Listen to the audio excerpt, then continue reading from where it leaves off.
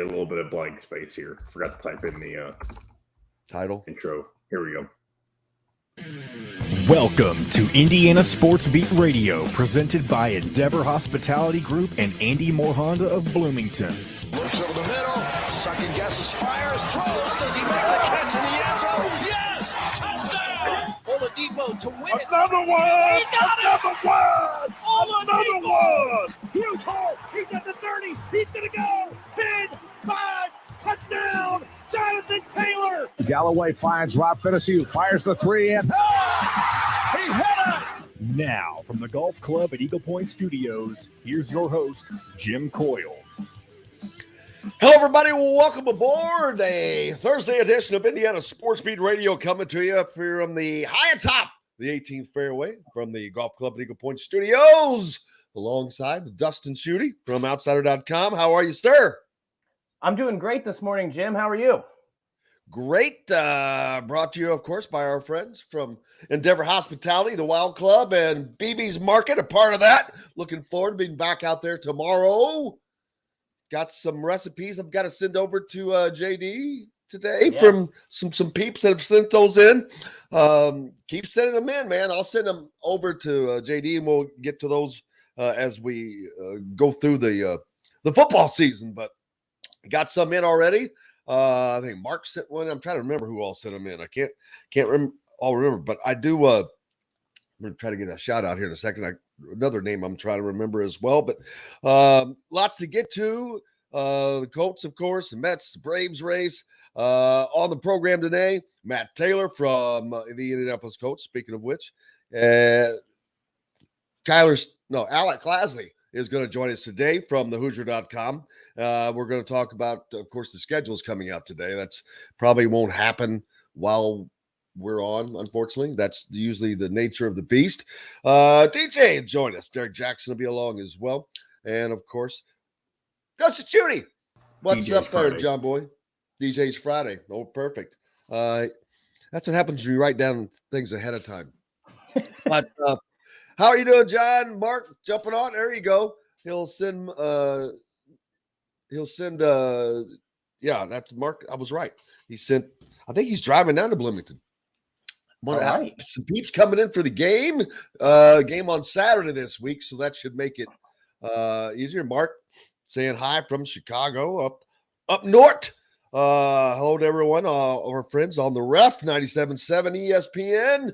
Always the right call down on the river in Evansville. I hope everyone's doing fine as wine.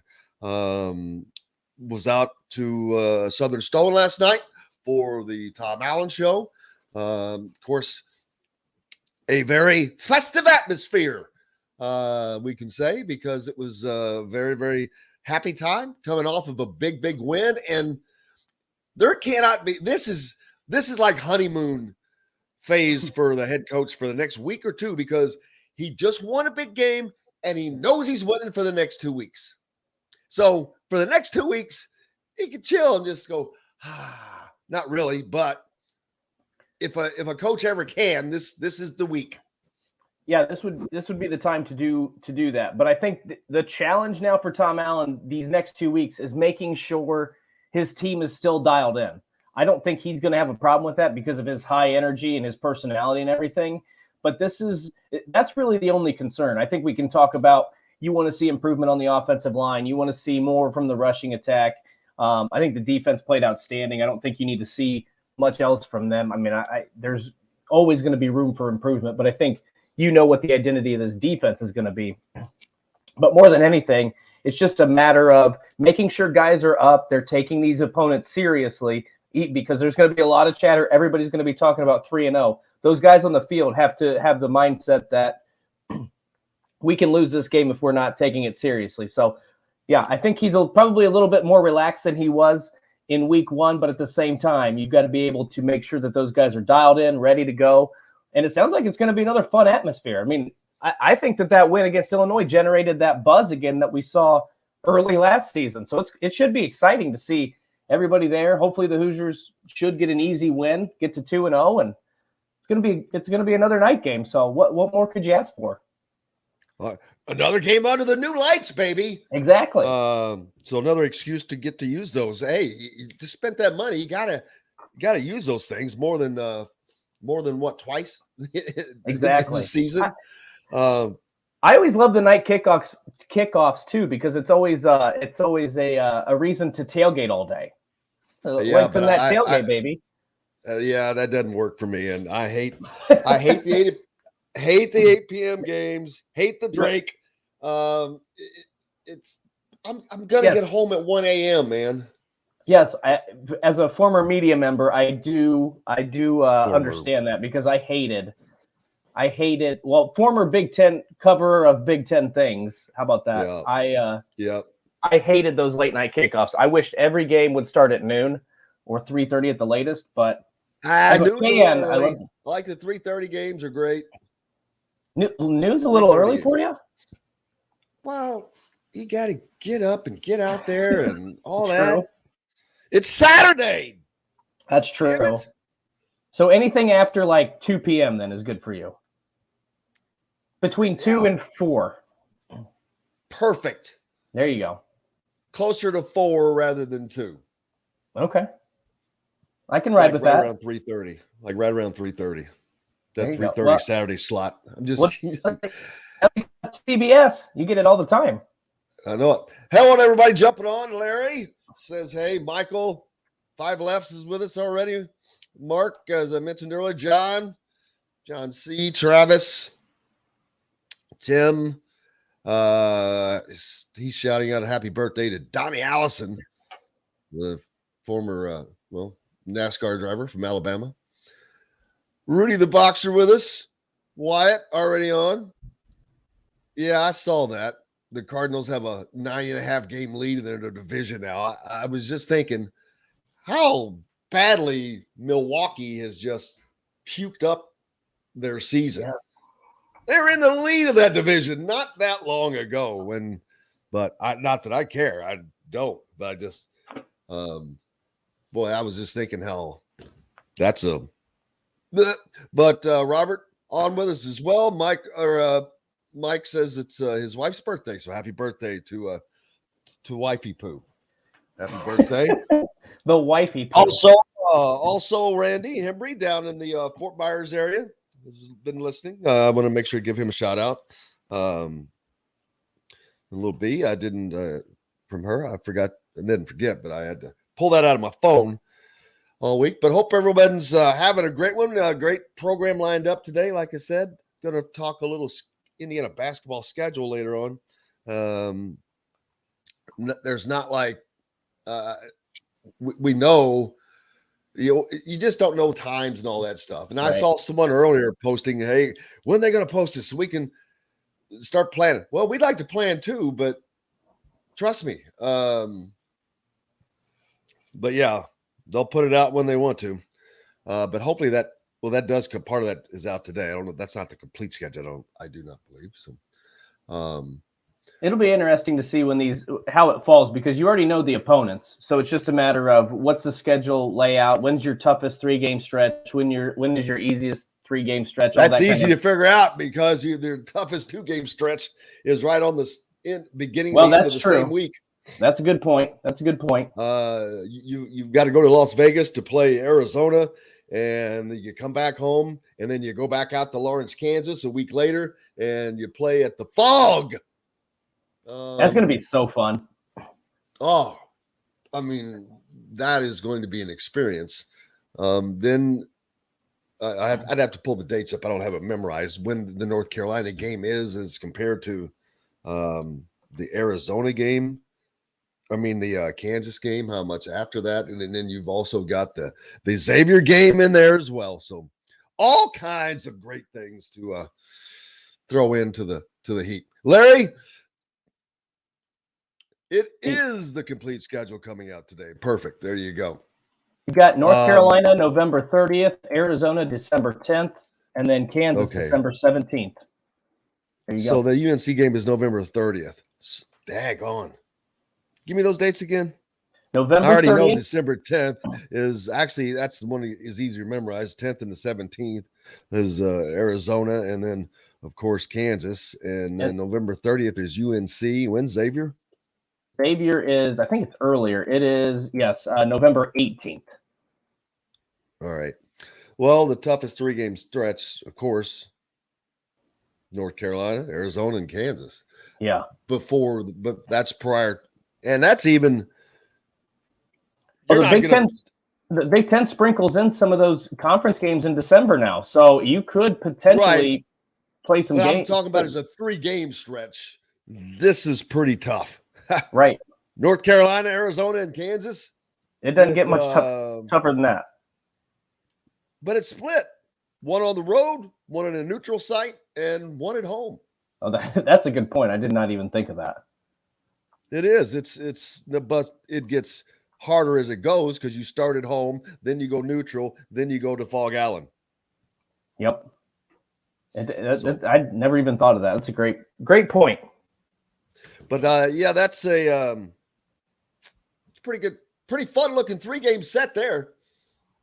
Oh yeah, I mean these are the type of games. This is the type of stretch that if you're Indiana, you want to be part of, and you want to be competitive in it. You want to win some of these games, obviously, but I think if you're competitive in these games, you can steal at least one of them. I think you're feeling pretty good about the Big Ten season because you're playing you're playing a Final Four team, or you're playing a national champion, another Final Four team, and then an Arizona team that was unbelievable throughout the regular season last year and before they got tripped up in the NCAA these tournament. Conversations, these national conversations, right? With these teams, It puts the national spotlight. Yes, because Indiana has not been in it for obvious reasons. That's one of the things that came up last night at Tom Allen on his show. I was listening. Someone, I can't remember, it might have been Don Fisher or whom, but was asked about how do you change the culture of the fans. They were talking about the fans and the lack of showing up. How do you change that culture? Well, the first thing Tom Allen said was winning football is the first thing. And then he went on to talk about other things, but you gotta, now winning football has to be the key ingredient for this fan base on the football side of things. So they're going to have to win, which most teams do, but for football, you get good opponents coming in, your fans will come in. That's not always the case for Indiana football. No, but I'd like to know. I thought that they showed out for the Illinois game when that's coming off of a season that they were coming off of. 44,000 people. So, and I didn't see a lot of orange. So no. you've got to give it up to the fans at least for that. I was surprised they had that many. I mean, look, again, I don't have a dog in this fight, but it still bothers me that they're leaving at halftime. I mean, I know that's been a tradition at Indiana for a long time. I mean, I don't know if tradition is the right word, but it's been the expectation. That's been what they do. I mean, that was a good football game. I mean, it wasn't pretty football, but it was something to keep you interested. They had a game-winning drive. They don't. It's not that they leave at halftime; they don't come back. Well, that's the problem. Like, I understand it's a Friday night. It's early in the season. You're back on campus. You want to go have fun with your friends. But I just do you stop awarding pass outs? Yeah, I would. Well, number one, I've talked about this before. There's, they get credit for being at sporting events, the student activities board or whatever it is, something like that. You've got to make that through the third quarter or something. Right. I would do the same. Alabama did it for a while. It was, there was some sort of incentive to, if you stayed until the fourth quarter, because Nick Saban went on a tirade. There's a lot of Alabama fans that don't get to go, and you guys just show up and leave middle of the second quarter. There's a lot. Yeah, their attendance must have dropped from 96,000 or whatever they hold to 86,000. Well, but his point was, and I kind of agree with him. I get it. I don't agree with. I'm just no. I'm just saying. On Nick Saban's side, I agree with it. If you're going to purchase a ticket and you plan to only go for the first quarter or the first half, that ticket could go to somebody else who maybe doesn't get to go to a game. All right, I'll play the other role. Why didn't they buy it? Maybe Right. they don't have the means to do it. I'm just saying That's irrelevant. That's not relevant then, because if the other There's lots of person different didn't buy the ticket at all, work with Martha the Mop Lady.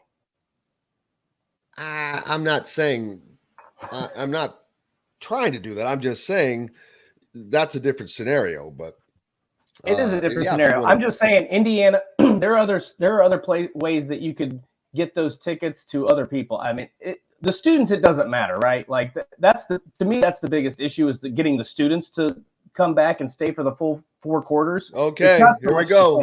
Here we go. So what is boring? If it's boring Saturday, I will leave early, 8 p.m. So what is boring? Last Saturday's game, in the middle of it, was boring as hell. But Correct. What an incredible finish. Right. And man, I'm glad I was there for the finish. I would have stuck around, yeah. Is that boring? Yeah, and about half the fans did, and they were rewarded with an incredible finish. So okay, but that's what but see, this is exactly what I'm talking about, though, not to point anybody out. If you're either going to support them or you don't for the whole time, not for a half a damn game. Right. This is a team that needs support more than Alabama does, that Nick Saban's complaining about. Right. They need that fourth quarter support. That's why. And that's another thing that Tom Allen was talking about last night, and I agree with him. I think, too, the weird thing about the whether you think that game was boring or not, that's your opinion. But if I'm a big time fan, that game's not boring, because I am sitting on the edge of my seat the entire time, because it was never like it was a 17-point lead one way or the other. Oh, it was close, but it was the boring. entire time. It was boring in the middle, but it was close enough. I agree that that's what I'm saying. Right. It could have been boring football, but you're anxious that whole time, so you're waiting for something to happen. So you're not. I don't know how to say. You're not bored. The football was boring. We got to take a break. I've over talked us already. We've got to take a quick break. Make sure to make room for everybody else on the program today. Alec Lasley joins us later. Matt Taylor up next from the Colts. Brought to you by our good friends from BB's Market. Stop in and see JD and see what he's got cooking up down there, baby.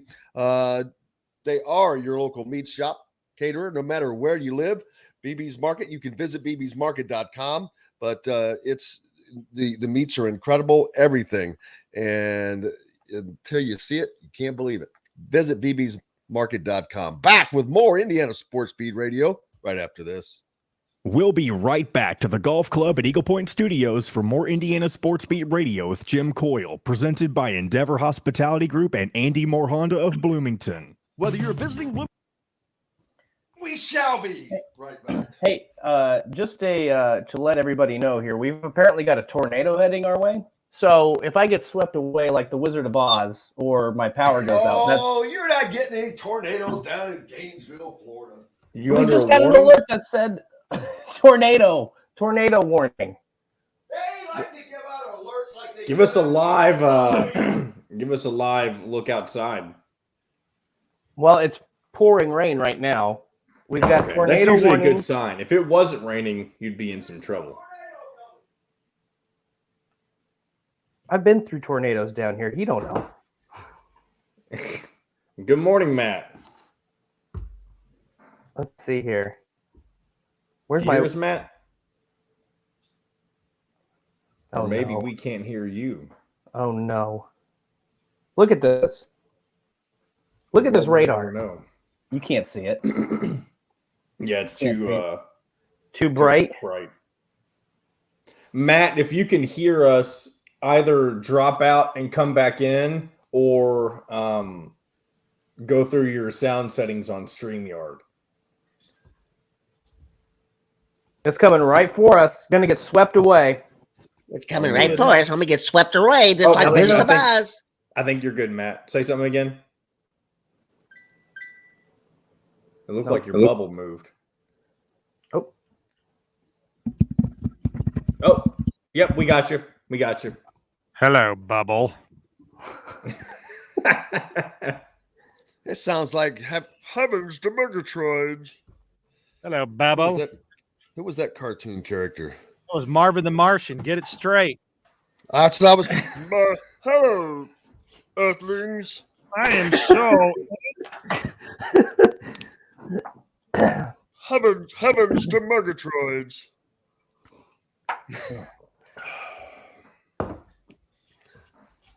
That's good. All right, I'm gonna pull. Matt Dustin's complaining. He's trying to get sympathy for a fake tornado. If there's a tornado warning down here, first of all. Second of all, I'm going to tough it out. I'm no coward. Third of all, I'm just saying, if you see a Wizard of Oz situation, or if anything comes unplugged or I lose power, follow the Yellow Brick Road. Follow the Yellow Brick Road. I didn't just make my way out of here. All right, here we go. Episodes of Indiana Sports Beat Radio on the homepage or on the station every week, Monday through Friday. If we're not on a station where you live, we should be. Ask for Indiana Sports Beat Radio. This segment is brought to you by Southern Stone Restaurant. Now back to the Golf Club at Eagle Point Studios for more Indiana Sports Beat Radio with Jim Coyle, presented by Endeavor Hospitality Group and Andy Moore Honda of Bloomington. Welcome back. It is Thursday. That means Matt Taylor from the Indianapolis Colts is joining us. How are you, sir? What up? How we doing? Football tonight. Let's go. What are we doing? Here, Jim? baby. What are we doing, Jim? Week 4 of high school football. We've got week 2 coming up in college football, and more importantly for you, week 1 of the NFL. Dun, dun, dun, dun, dun, It's been like 200. The count's like 265 days or something, if I have that right, between January 9th and September 11th. And 265 days might as well be 2,065 days and 48 hours or whatever, because it's been a long off season, and can't wait for – there's nothing left. I said this earlier in the week. There's nothing left. Preseason's over. Training camp's over. The roster's set. Week 1 played in college football. We had week 0. We had week -30. Their training camps are over. All that we have left is Thursday night football tonight, and then we really kick it off week 1 coming up on Sunday. So incredibly excited for what's about to unfold here, starting with the Colts. Yeah, can't wait, man. Looking forward to it. Somebody was asking me last night, what do you think the Colts are going to do this year? I think they are going to win their division. But that's the hopeful side, but I think that's where I think that they actually are with what they have going into the season. I know that, especially after last year, they're going to be a little more hyper-focused, which I know it's professional sports, so you can only look back on that stuff so much. But I think they're just going to be a little more focused and knowing how a season can get away so quickly, as last season was such a battle when you start off 1-3 or whatever, 1-4, whatever the actual beginning was. Yeah, I mean, last year it was just, this time of year, you going into the first game, you already ruled 3 guys out. You had 2 more guys questionable going into week 1.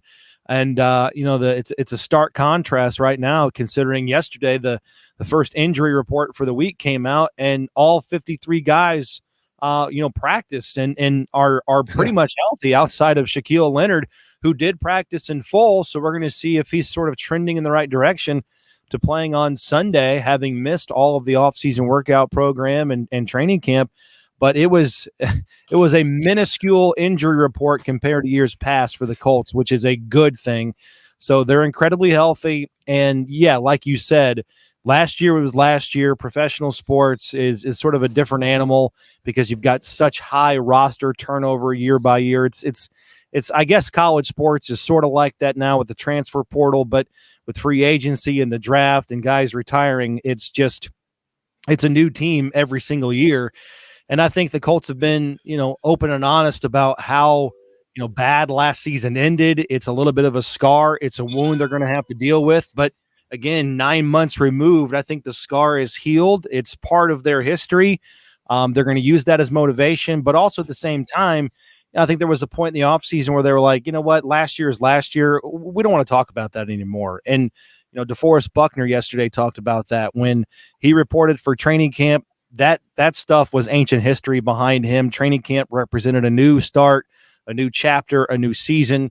So just really looking forward to having a different storyline and some different narratives, if you will, to talk about starting on Sunday. and this is really kind of putting the cart in front of the horse here, Matt, but you look at the Colts schedule and the way it plays out. We've talked a couple times about them playing so many division opponents in the first 7-8 weeks of the season.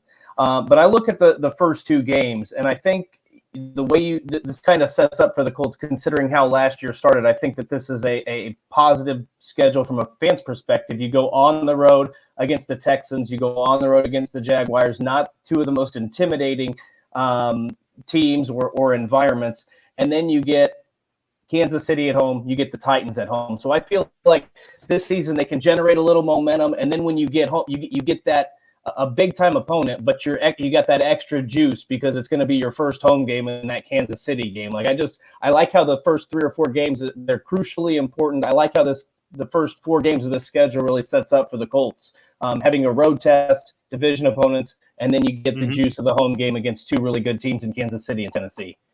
Yeah, I mean, to start off the season, it's not going to be hard for the Colts to draw motivation because, week 1, we all know about the week 1 streak, having lost 8 consecutive week 1 games.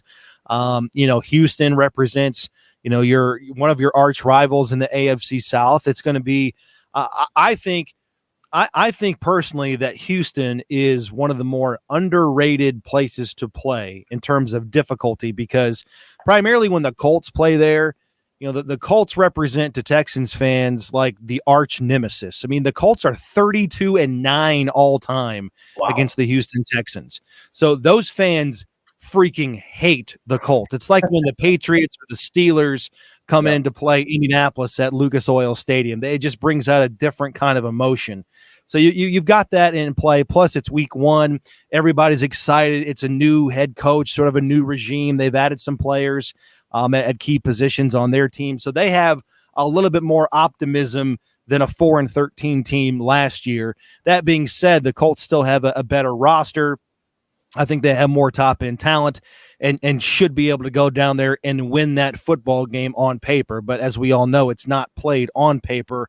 But then, the next week, Jacksonville haven't won there since 2014. They got absolutely handled in week 18 last year. The Colts were a big favorite in that game, and just it's really inexplicable how the Colts have not been able to win in Jacksonville in their last 6 or 7 tries down there. Then week 3, Kansas City, that's a behemoth in the AFC, sort of that measuring stick game. Are you for real?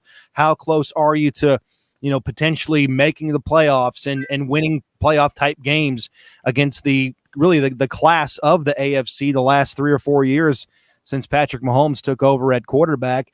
And then the next week you got Tennessee at home, and that's the chief rival in the AFC when you talk about the roadblock to winning the division for the first time since 2014. Those head-to-head matchups against the Titans in the last couple of seasons have represented so much and meant so much to the winner of the division.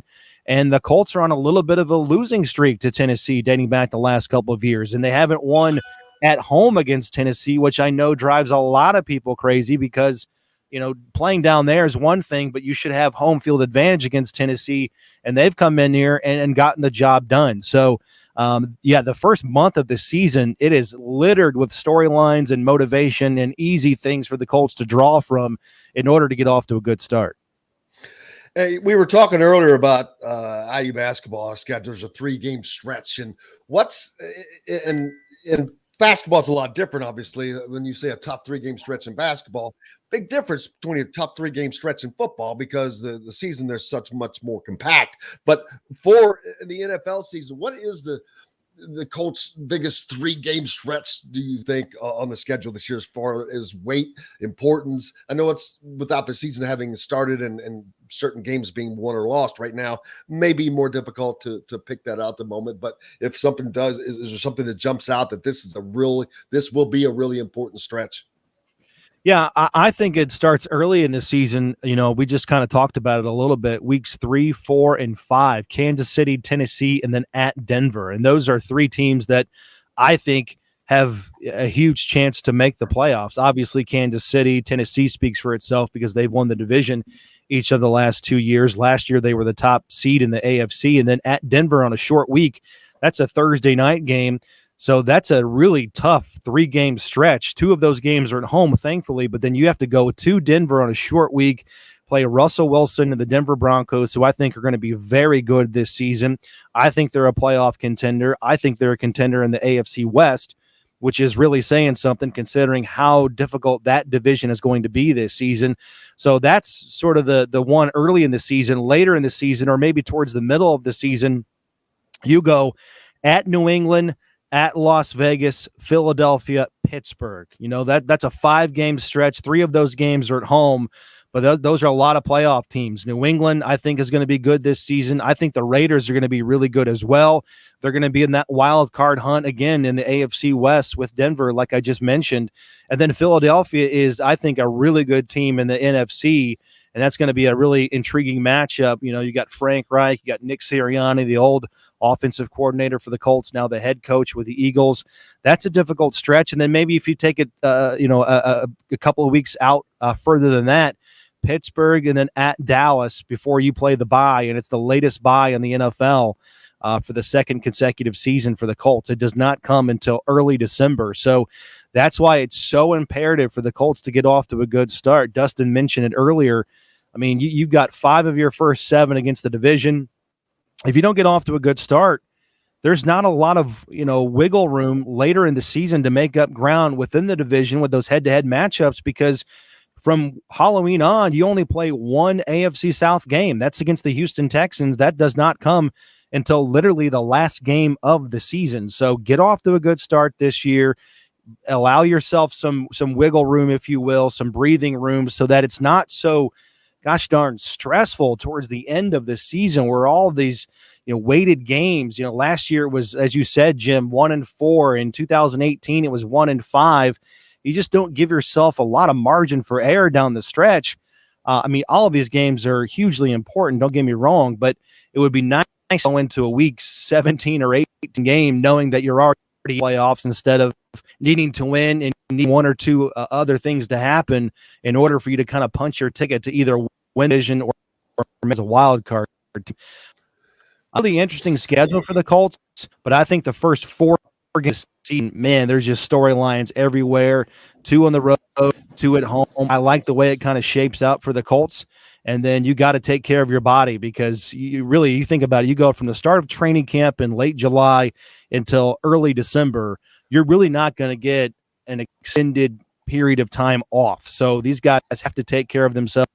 They are so far, but the grind, it started this week. Well, look for Ozzy Osbourne tonight performing at halftime of the Rams game, baby. Is that right? I didn't know that. That's awesome. Well, that's according to one of the listeners, so hopefully that's true.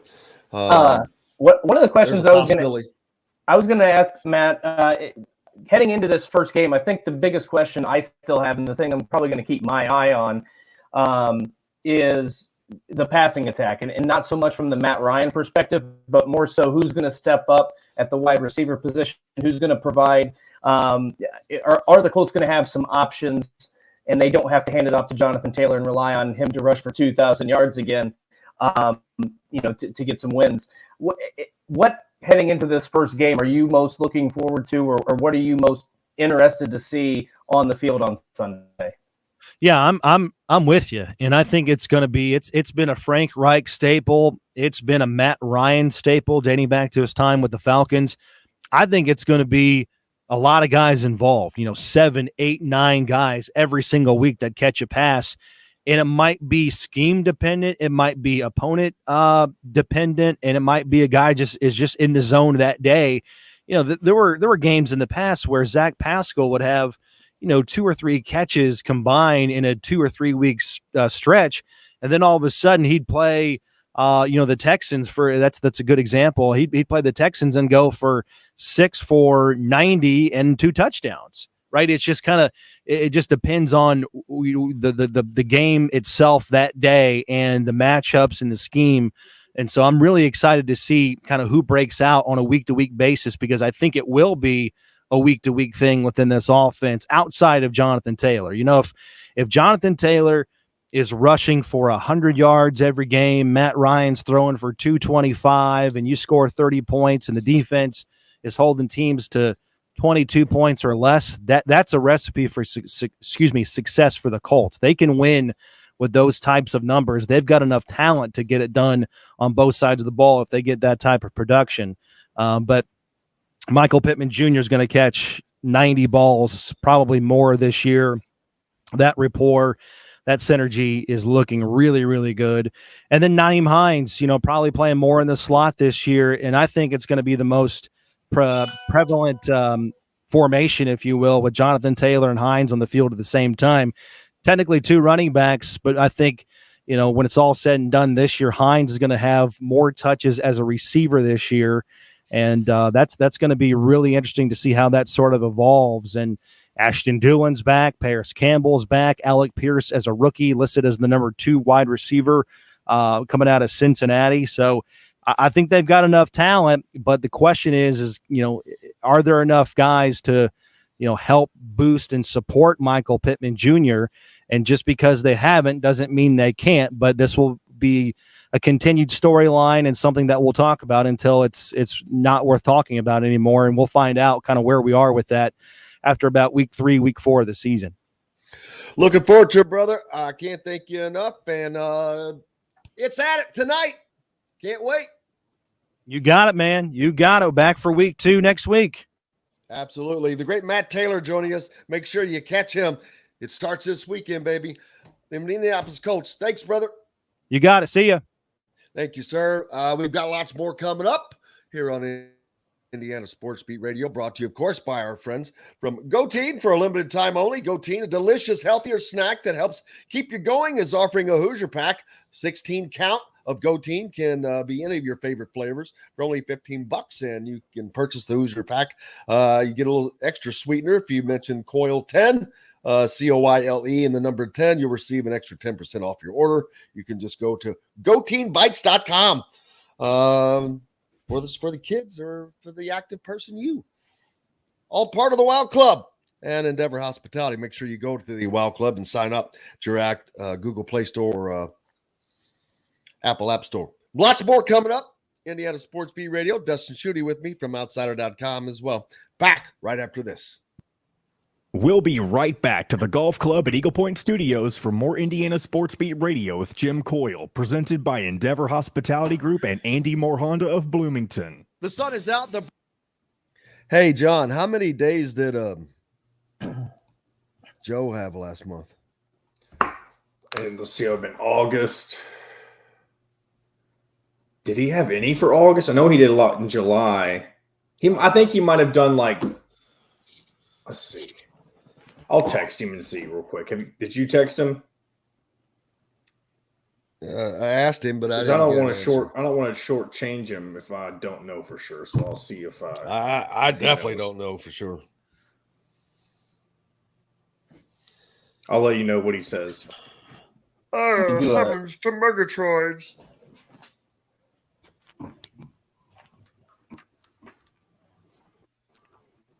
And then Mason obviously did. I mean, I know this is for September, but Mason did Tuesday.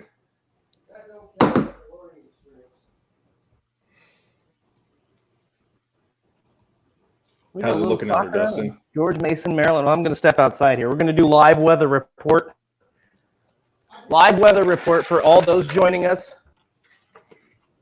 The dogs are now outside. Oh, boy. Well, it feels nice out here, let me tell you. I tell you, it's been nice here the past 2 days. I'm so excited for the end of this summer bullshit. Look at that. Excuse my language, but I hate the heat. You hate the heat? I hate anything that's like 85 or higher. Oh, I can't stand being 45 or lower. I can deal with 100-degree weather. There's only rain in 6% of the entire United States right now. What's he talking about? Something about some percentage of the United States. There's only rain in 2% of the United States right now. Well, it's right. Let me tell you, all 2% of it is right here in Gainesville, Florida. That's about 1.9 of it. I feel like Al Roker. Al Roker. Oh, Jim, I've got. If you want to use them this segment, you don't have to, but I've got clips from your question for both Tom Allen and Connor Bazelak from Monday. If you want to use them. Bazelak, yeah, you're right. See, you gotta get rid of Sit that out here. southern drawl. Live from My outside. name's Connor Bazelak. It's pronounced Bazelak, not Bazelak. Imagine if he said that. Now, if he played at Kentucky, it would be. Is this weather too All right, here we go. distracting? No, it don't bother me at all. I can hear it's kind of ambient, to be honest, so I think it's fine. Get more your door at AndyMoreHonda.com. Come see us at the all-new Andy Moore Honda, now in Bloomington. This segment is brought to you by Remax Advanced Realty, Indie Home Pros team by Cheryl Sizemore. Now back to the Golf Club at Eagle Point Studios for more Indiana Sports Beat Radio with Jim Coyle, presented by Endeavor Hospitality Group and Andy Moore Honda of Bloomington. Welcome back, Indiana Sports Beat Radio, coming to you on this Thursday. Dustin Schutte with me from Outsider.com. Jim Coyle here as always. Indiana basketball schedule coming out today in full. Alec Lasley is joining me a little later. Just finished up with Matt Taylor. And Dustin is checking the weather.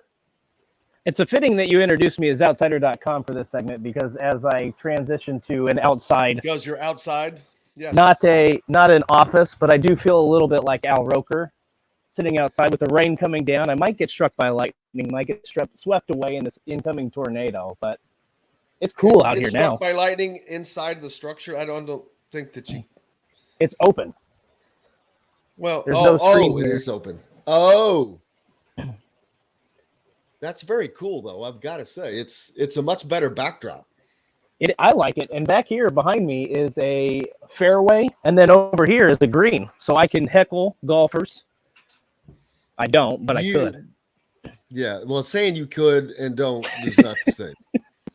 That's very true. Snagglepuss, forgot about that one.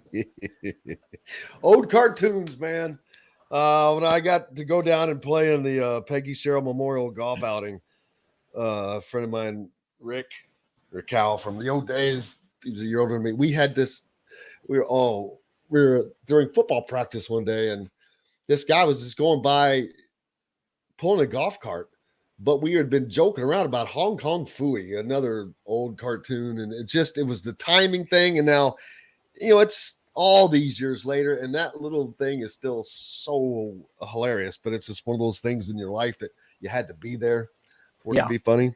But those are the great times. Those are the greatest things, man. They're like little jewels, because it doesn't mean the same to you as it does anybody else. Let's see. The Cardinals are on a roll. Jennifer said that earlier. The only pennant race we've got going between the Mets and the Braves. But there's some playoff races, though, to be determined. We'll keep an eye on that.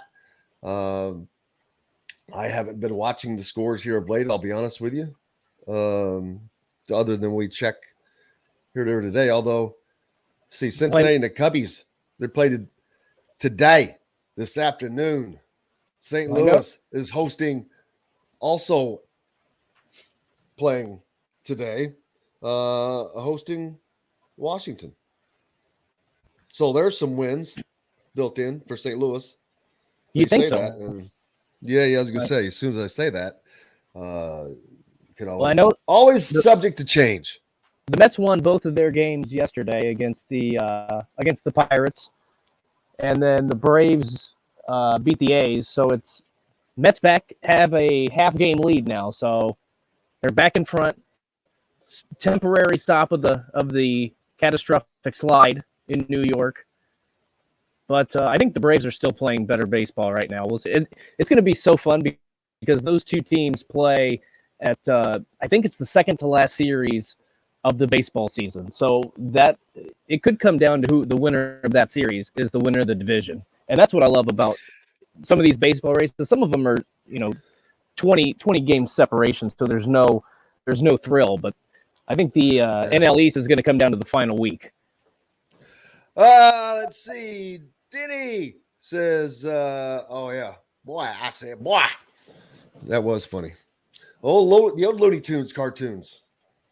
There was some. I mean, they were kind of funny. Is that Foghorn Leghorn? Yep, that whole group, brother. The judge hits number 55. All rise. All rise. That's kind of funny. Doug checking in from Louisville country. Appreciate you, brother. Always. Let's see. Anything else on here? No. Well, I was going to ask. So, basketball. What is it that you're waiting for fans from this schedule? What is it that you don't know that you're looking to find out now? Because for me, I'm like, I kind of know what the schedule is. You know, we know who they're playing. We don't know the exact times. I don't care about times this far in advance because that's going to change. The conference games, now that's what I'm interested in. Who's playing whom where? Because that's where there are differences, because you're going to have home and homes with certain teams, and you're going to have away with certain teams and home with certain teams. That's the only thing I'm looking to find out about. Well, they've already announced that portion of it. So you've got the home and away in Indiana this season. Well, my question is, then what is it that I think it goes back to what I mentioned earlier. It's Larry says the 2 December games, and by that you're talking about the 2 Big Ten. Yeah. Oh, you mean time? Oh, the 2 Big Ten games. Yeah, because the Big Ten will schedule the 2 December games. So that's why I said, you know, because we know what time Arizona and Kansas are. Right, exactly. And so I think it comes down to, look at the home and away. You've got Illinois home and away, Iowa, Michigan, Michigan State, Northwestern, Purdue, and Rutgers. And then so I think it's a matter of what are some road trips you're going to have to take? What are the tougher 2 to 3 game stretches throughout the course of the season you're going to have to play? How does that stack up? It's not so much obviously the opponent, it's just kind of the timing. Are you going to get when's the big rivalry with Purdue? I mean, typically it's around Valentine's Day, and then they've been playing near the end of the season in March too. So when are those games? What's the stretch going to look like? Are you going to get 3 or 4 straight home games in the Big Ten? Are you going to have a lengthy road trip? To me, those are some of the questions that I don't think there's anything that's, you know, need to know unless you're a season ticket holder and trying to make plans for your trips to Bloomington. But that's about it. Yeah, because they don't even have the time set for all of these, I wouldn't imagine, because of television. I know some of them are, but I would think that there's some flex on some of these, but maybe not. We'll certainly find out, but looking forward to that info coming out today. Looking forward to talking to that. We'll talk to Alec more about that. Alec Lasley from the Hoosier.com. He joins us here in just a little bit. So we'll get more into that and see what that might be. But yeah, I'm just looking forward to the next week of college football because college basketball, it's going to be here soon enough for me. And boy, and then you get them both going. But Dustin came back in from the weather. That's nothing to do with that, brother. Had nothing to do with you being outside. But yeah, I'm looking forward to the start of to another weekend of college football. There's not as many big games this week, though. No, this is nothing compared to what we had last week in week 1. There are some good games on the schedule. Tennessee at Pitt, Kentucky against Florida. That's going to be a big time game. And that's an early season SEC East game. Iowa State, the rivalry game, obviously. That's going to be interesting. Can Iowa score a freaking touchdown offensively? Central Florida, Louisville plays Central Florida, but I didn't realize Gus Malzahn is UCF's coach. I forgot. Oh yeah, and they've got them. He's got them rolling. Like I think they're going to the Big 12. I think that they can be a consistent, especially with the new 12-team college football playoff format that they're going to move to. I think Gus is a perfect coach for that area, for that team. I mean, I think he can build them into a power. And by the way, we talk about a lot about Luke Fickell potentially looking at other jobs each and every offseason. It's become a trend. I don't think with Cincinnati going to the Big 12, with Cincinnati getting into the playoff last year, I don't know why you would leave.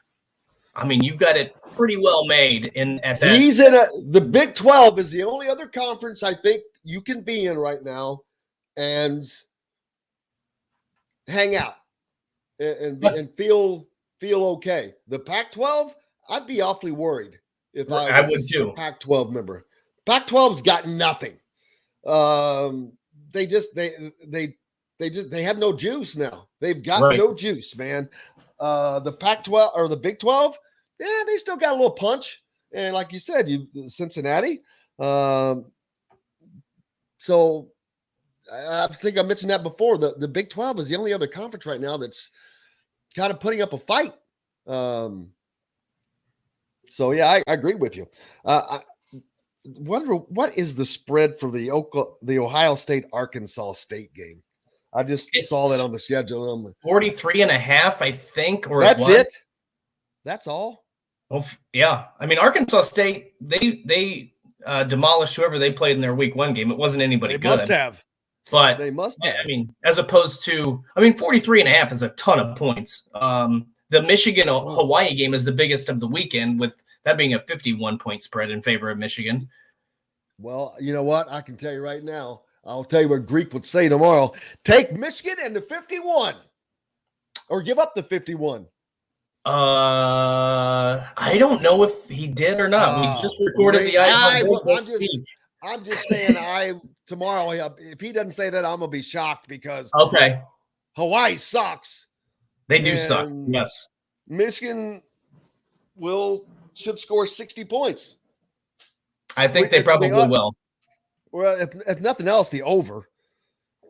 Yeah. Oh, yeah. For sure, the over, because it's what's the over in this? 65. So it's basically. You got to rely on Hawaii to score twice, man. I don't. Not necessarily. Michigan may have to fumble.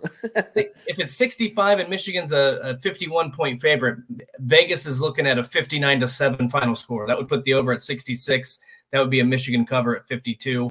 So Hawaii only has to score once in order, but that's a game where, you're just begging. If you take Michigan, you're just begging that they don't sit on the football in the second half. You hope that they come out and try to score. I know we'll do more of this tomorrow, but I'm just some of these games that we won't talk about. Let's see. I know exactly. Ed pointing out Vanderbilt put up 63 against Hawaii. Bingo. And that was after Vanderbilt traveled halfway around the world to get to Hawaii to play them. So much more. So from now on, when people talk about having to travel and this and that, bull crap. 18, 19-year-old kids, they can handle some travel. If you got an entire football team that can go to Hawaii and do that, next time Indiana has to travel to Portland to play a basketball game, right? Because they had to sit on a plane, don't want to hear it. Don't want to hear it. I'm serious. But Send people like it just that should dispel any of that. Kevin says that looks like Lindy's 2022 college basketball preview has Indiana ranked 6th nationally. Wow. Whew, I don't know about that. North Carolina no more. Yeah, that's a little strong. That is a little. I think top 25 is fair. I don't know about top 10. Oh, Ed pointing out too, back to the Hawaii Vanderbilt game. Hawaii led that game once at one time 7-0. There you go. I love it. Let's see. So yeah. What else was I? Oh, what's this? I want Georgia Southern at North Carolina. Georgia Southern at Nebraska. Oh, what am I looking at? I don't know. Georgia State, maybe. It's Georgia State, probably. Okay. Yeah, Georgia State. My okay. Georgia State. What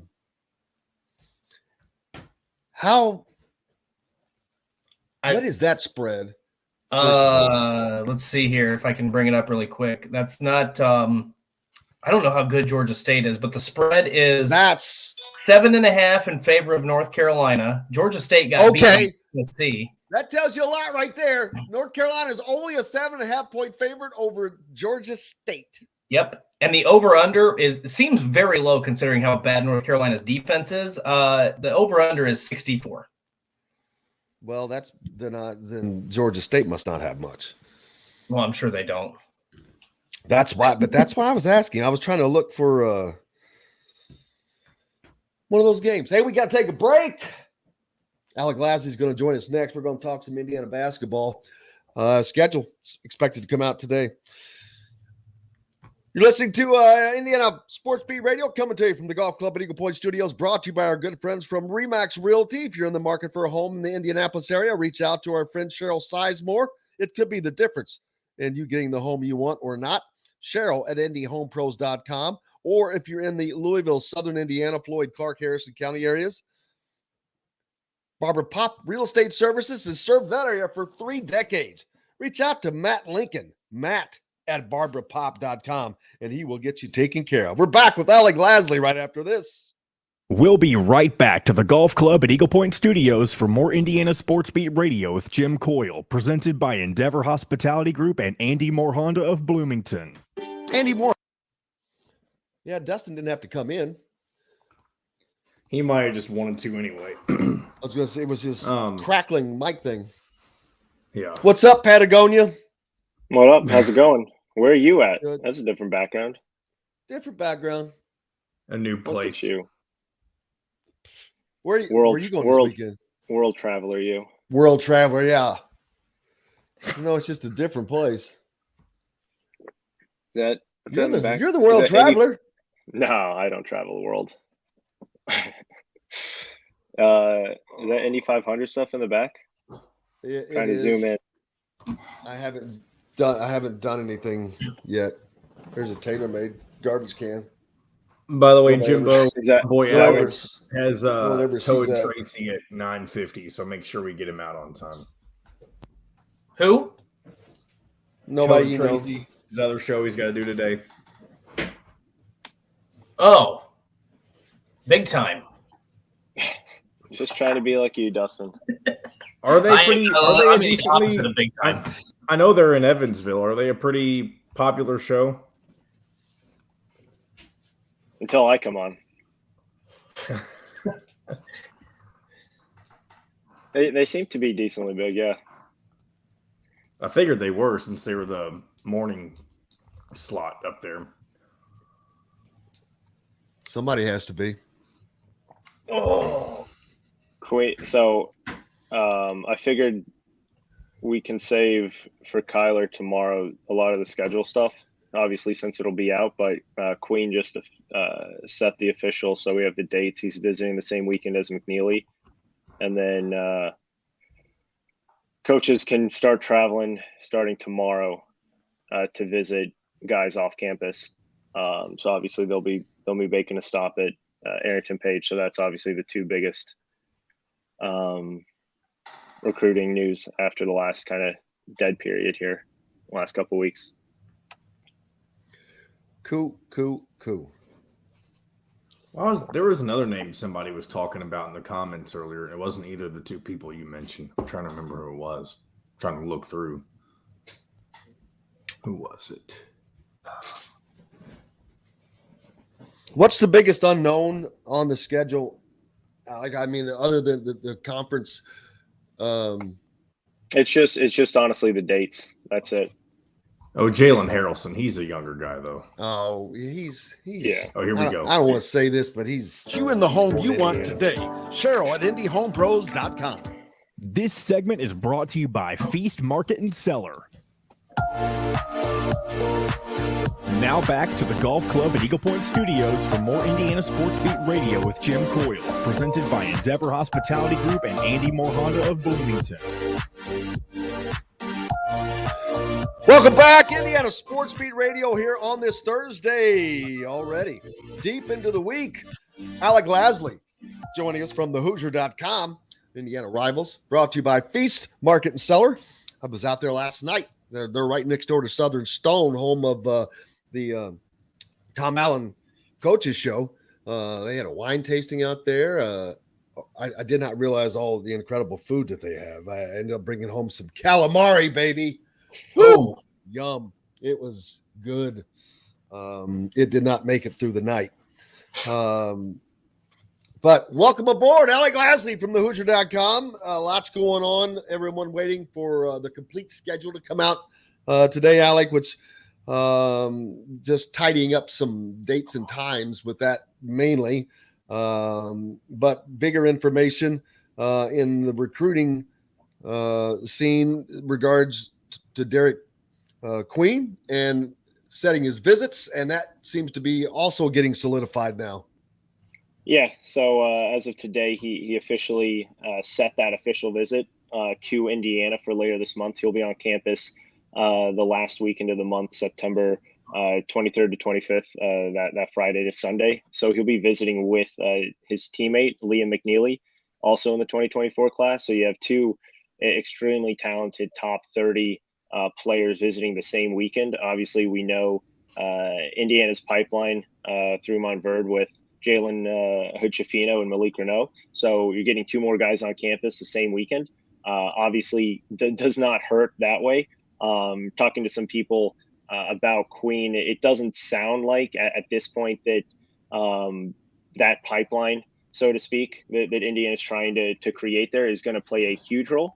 But at the same time, it does not hurt to have two teammates and two very, very talented players who you played with on campus there, and let alone then another teammate on an official visit there at the exact same time. So definitely a significant development there. Maryland going to be kind of the biggest school to watch in this recruitment, originally from the Maryland area. So we've seen what Kevin Willard, their new head coach there from Seton Hall, has been able to do this summer in that first recruiting cycle, getting Jamie Kaiser and Deshaun Harris-Smith, two guys that Indiana was after, to stay in state there. So it looks like Indiana, with Kenya Hunter's ties to the East Coast, and especially that DMV area, and Maryland are going to go head-to-head now in a lot of big-time, really talented prospects recruitments here in the future. And the next one is going to be Derek Queen. And you mentioned that, because we've heard his recruiting is national. It has been for a while. And you mentioned Liam McNeely, who will also be coming on a visit now that he is attending Montverde. But he doesn't have that relationship with, say, Jalen Hood-Schifino and Malik Renault that Derek Queen does, having played together. But it seems Indiana's in a little bit better position with Liam McNeely than they are with Derek Queen.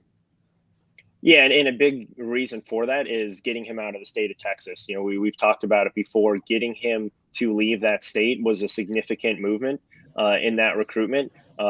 Indiana was involved before, but that was the biggest hurdle that they were going to have. It's still going to be a big hurdle, but the fact that he left the state and went to a high school that Indiana's now had success getting kids out of and looks to have a really, really good relationship with at the current moment. Obviously just, screams successful for Indiana. And that's the biggest thing that they tried to get out of at least the early stages of this Liam McNeely recruitment. But he's a guy that loves tradition. He's a guy that loves playing for someone who's been there and done that before, not only at the college level, but the NBA level.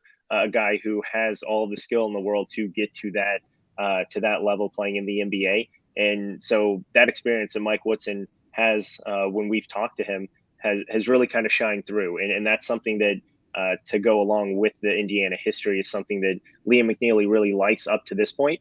We'll see what happens, obviously, after the visit and throughout his recruiting process here, because it's not something that's going to end shortly. The biggest kind of point with those two guys is still Derek Queen and his potential to move to the class of 2023. We've talked about it throughout the summer that has kind of been some whispers behind the scenes.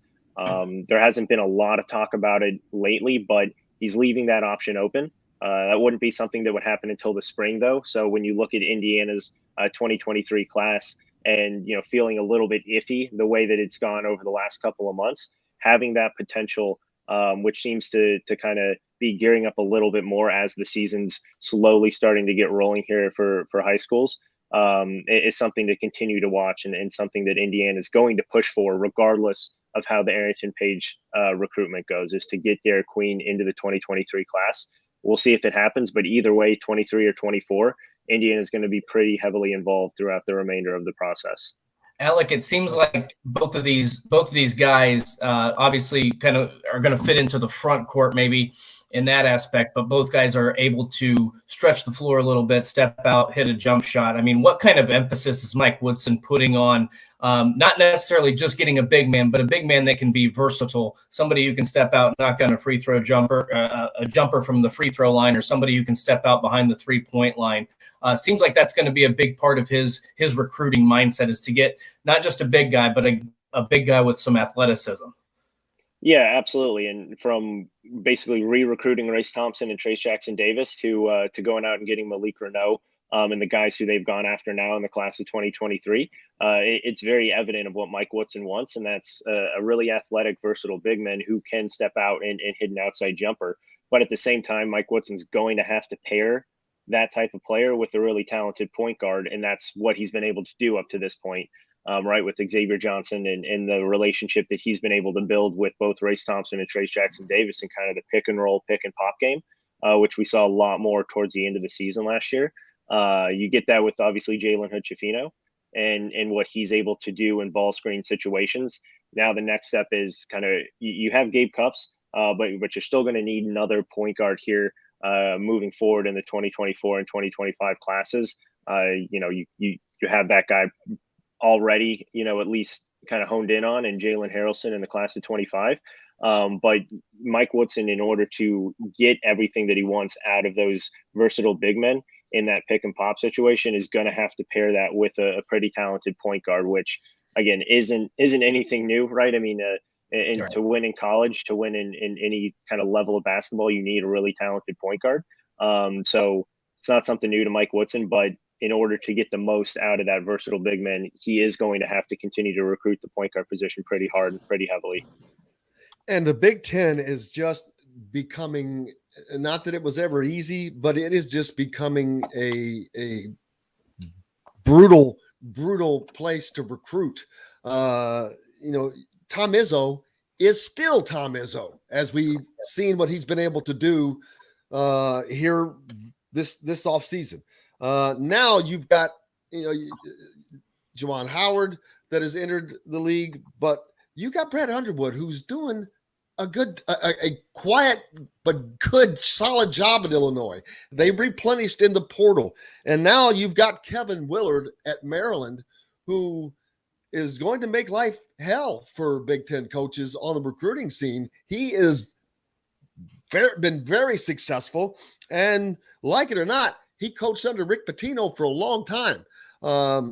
And I don't care what you think of Rick Pitino, but as a coach, he's a badass.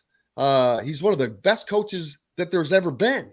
From a nuts and bolts coaching staff, I'm like, and so he was an assistant to him for a long time. And obviously he has gone to Maryland and just killed it in recruiting already. And Maryland is, I'm not going to say they're as good as the state of Indiana, but they produce a lot of, you talk about places that produces a lot of talent, the Indianapolis area, the Atlanta area. Well, that DC area over there of Maryland and that area is also a great basketball producing area. And he's going to start pulling on that because he's doing it now and doing a hell of a job. Yeah, absolutely. And that's when we go back to the way that Mike Woodson's already kind of made Indiana more of a, national level recruiting base in the short time that he's been there has been so vital, because you do have really good recruiters in the Big Ten who are able to fight and claw for a lot of the Midwest prospects. And like you said, in the state of Indiana, even though it's been a little bit down in terms of really high impact players in the last few classes, it's starting to gear back up again. And that's when you're not going to land everyone in the state or even in the surrounding states. So the fact that they're going out west, they're going in the southeast, they're going in the northeast, anywhere on the East Coast, right? You have those options to widen that reach and to be able to land the guys that you want. Obviously, this summer it hasn't really turned out the way that they've wanted. But again, that just shows you the fact that they were able to get Gabe Cupps and Ja'Kai Newton, two really high-level players really early on, kind of gave them that ability to really be a little bit more selective with who they went after in this summer's recruiting cycle. And, I haven't heard a lot about NIL with the Maryland guys that they've landed. I haven't heard anything about it having to do with NIL. Yeah, I mean, it's not a huge college. The programs have it in place. Outside of kind of a handful of schools, it doesn't seem like a lot of programs are really leading with that. That's basically an add-on. You're going to get NIL wherever you go, right? Even if it's through some sort of program like Indiana has with Hoosiers for Good, or if it's through something else, in just partnerships and different promotions that you're able to get and sponsorships while you're in college.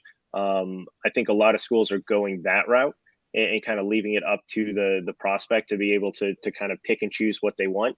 Obviously, Indiana has something set in place, which I think in the long run is going to be much better when the college basketball world tries to reel it in a little bit and have really strict enforcements on what actually NIL could be and what that definition is.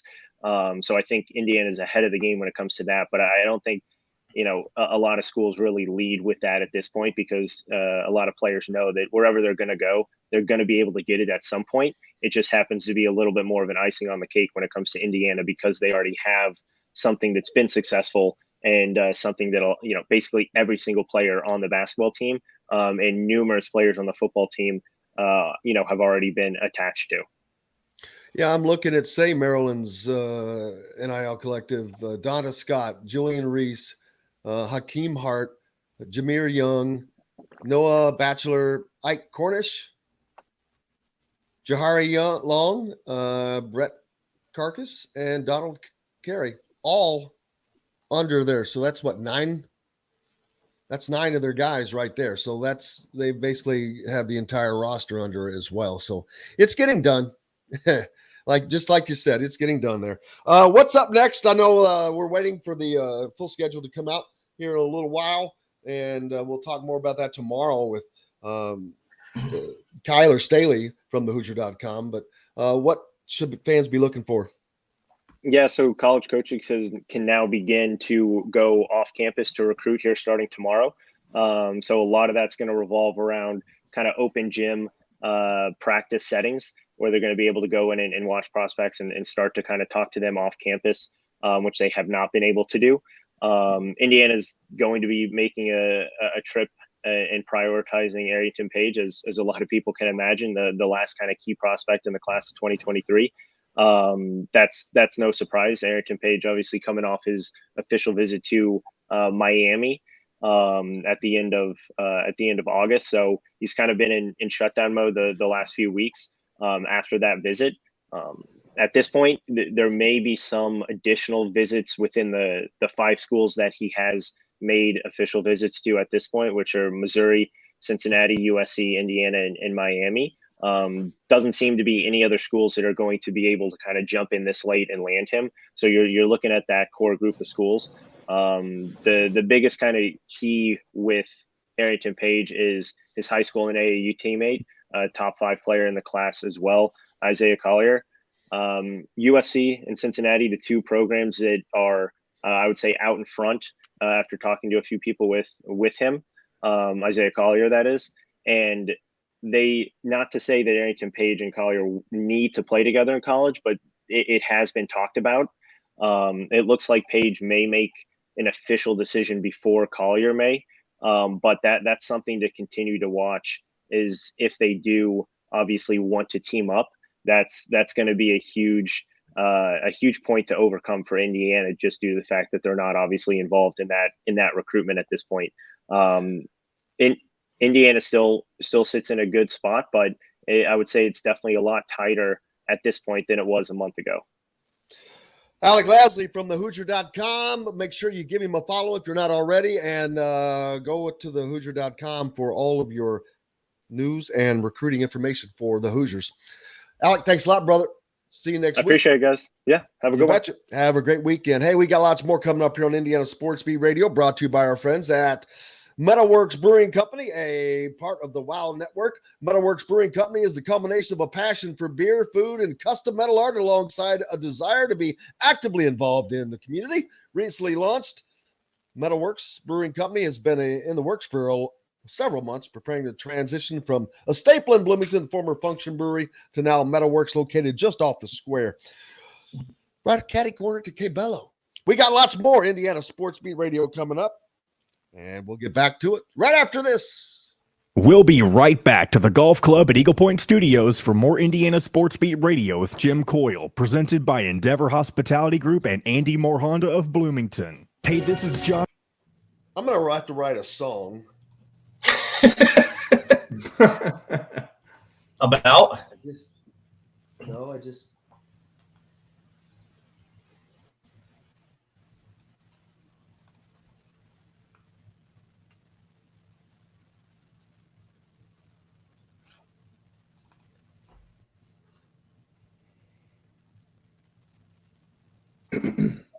How about Dust in the End? Dust in the End. I like it. You know the real song? Dust in the wind. You know, growing up, my parents told me that song was written. Dust in the End. See, dust in the end. Dust in. Dust in the end. I like it. My parents told me growing up that song was written about me. I was very disappointed when I got older to learn it was not. And I'm not talking, I mean, like, I was probably old enough to know better before I found that out.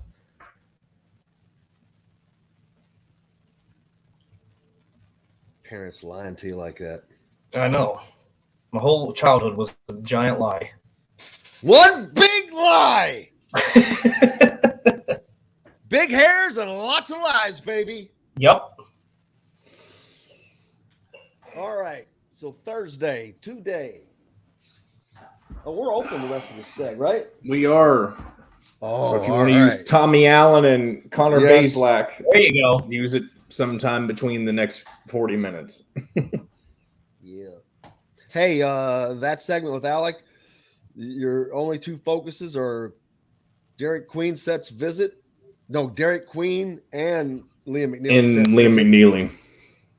But also latest on Arrington Page. Okay. Include all of that. Please. Sounds good. Pretty please. I hope North Carolina gets beat by Georgia State. I mean, it's a possibility. Just because Charlton Warren's their D coordinator now? Yeah, and it's not because now that I realize how bad that defense was under him. Oh. Well, they did. All right, here we go. Well, never mind. Variety of food and beverage packages for on and off-site catering for the greater Bloomington area. To book your next tea time or reserve your next dining or catering experience, call 812-824-4040 or visit eaglepoint.com. The golf club at Eagle Point in Bloomington. An exceptional golf and dining experience. This segment is brought to you by Courtroom Sports Grill in Bedford. Now back to the Golf Club at Eagle Point Studios for more Indiana Sports Beat Radio with Jim Coyle, presented by Endeavor Hospitality Group and Andy Moore Honda of Bloomington. Welcome back, Indiana Sports Beat Radio, coming to you here on this Thursday, brought to you by our good friends down at the Courtroom Sports Grill in Bedford. Great place to stop by, check out a game, have lunch, meet friends, whatever you need. Let's see. In the last break, I said I'm gonna have to write a song. Dustin. Dust in the Inn, and then several And then let's see, we had several comments that you can write it, just don't sing. You can write it, but for the love of God, don't sing it. Hey, I write the songs that make the whole world sing. A request to please stop, hit the mute button. Another request for you not to encourage me. And so there you go. I'm surprised nobody. So first off, who initially sang the song "Dust in the Wind"? It's not Kansas. So maybe we should let them stick to it. See, you ruined that joke when you say original. I did. But I had to get to it. I'm surprised nobody said that. Said that. But I was thinking, well, he's not going there because he ruined the joke already by saying originally. But see, Because I ruined it, and then I ruined it. You simply say, who sings that song? Yeah, why don't you let them handle that? See how that? It's timing, baby. It's about comedic timing. There's a reason I'm not on stage in New York delivering a comedy set. Me either. There you go. 5 Lefts is up there. Exactly. Don't worry, Dan. I am more than aware of that. I don't know. I kind of enjoy your daily. What is it? 2 minutes serenades. Singing? Yes, exactly. Serenading with Jim Coyle. Serenade session. I like it. You know what? I know that I can't sing. I know that I suck. I just don't care. Exactly. There you go. It's just fun. Hey, Bill jumping on. How you doing, brother? He said he would just like to see a player on the floor that can hit an open shot when they need one consistently. Talking about Indiana basketball, of course. There you go. This is the funniest one. That's the funniest one today. Jim sings the songs that makes the whole world cringe. There you go. I like that. I like it. Really? Chris said it actually started as a finger picking exercise. That song, you mean? Dust in the Wind? Huh. I did not know that. But you learn something new every day. That's why I love watching this. Have you ever watched the country music PBS Ken Burns thing? I don't think so. Oh my God. I've watched it 4 times through. I love it. I just love learning all that stuff. It's pretty cool. Pretty cool. Well, I did read a book on how the Delta Blues. You read a book? Stop right there. You read a book? One book, one time. Stop the presses. One time I read a book. It was about the Delta Blues. It was actually incredibly interesting. I don't know enough about on tape book. It could have been because it took me longer than I care to admit to actually get through it. But there was some musical stuff in there. It was kind of cool because it was kind of the same stuff of how sometimes these songs weren't the same. Like the tune wouldn't be the same, but they just didn't care. It was just they just loved the music. They loved to play in front of people. It was kind of a unique read. So I'm gonna have to check out that country music PBS special. I love music history and I love music documentaries because it's so fascinating. This is the encyclopedia then for you. Nice. It starts with Jimmy Rogers, who you'd have to be, if you're in your 40s or less, you don't know who Jimmy Rogers is, and nor should you, unless you are a connoisseur, really connoisseur of that. But then Hank Williams is the next guy. Everybody knows who Hank Williams is. If you don't know who Hank Williams is, I got a little issue with you saying you're a music fan. You cannot be a music fan if you do not know who Hank Williams is.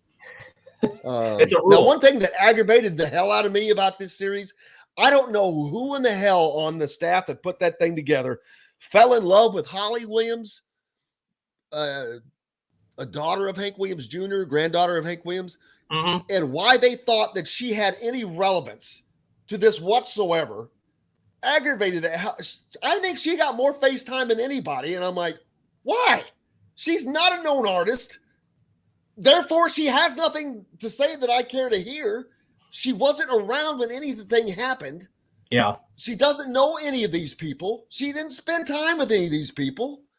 So why? Who got buffaloed into thinking that she was carrying some importance? It blew my mind because every time I'd see her, I'm like, get her off. There was too many other people that were of great importance that I heard less of and less from. And I did not, that's the one thing I did not like or did not understand. Other than that, though, it's incredible. It is, man, you'll learn a lot. And it's a historical nature. It's a cool deal. I wish I could remember on Netflix. I don't know if they're still on there or not, but they had a series of documentaries on music, and they were fascinating. One was on Robert Johnson, the blues player. One was on the group Miami, I think. They had all kinds of different. Johnny Cash was one of them. They had all kinds, probably 7 or 8 different documentaries. They were all fascinating. Who did? It was on Netflix. I can't remember the name. It was like a series, but I can't remember the name of the series. I'll have to find that. Tannis Half 11 says Jimmy Rogers was the train riding, yodeling hobo. Bob Wills is still the king. Texas, but my favorite is Waylon. Waylon Jennings, yeah.